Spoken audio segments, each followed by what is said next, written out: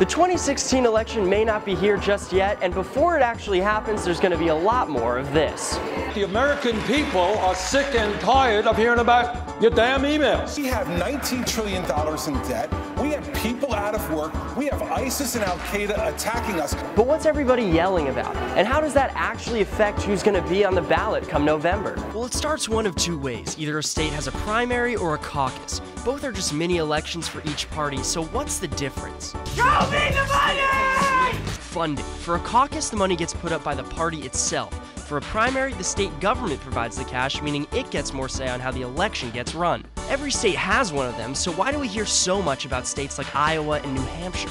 Put simply, tradition. Historically, both states have been toss-ups going back and forth between red and blue. So since 1972, they've served as the first stops on the campaign trail. Think about it. The polls before the primaries use such a tiny percentage of the voters that even these small states provide a better indication of who the public actually wants in office.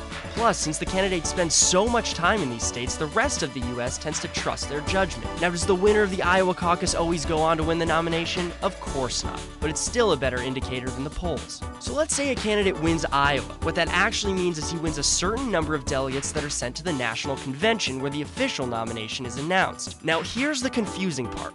Winning a state sometimes means something different for Democrats and Republicans. Most Democratic contests have proportional representation, meaning if candidate A gets 60% of the vote, he gets 60% of the delegates. Some Republican primaries, though, have a winner-take-all system, which is pretty self-explanatory. This year, though, the first four states, Iowa, New Hampshire, South Carolina, and Nevada, will have proportional representation for both parties. At the end of the day, a Republican candidate needs a simple majority to be named the nominee.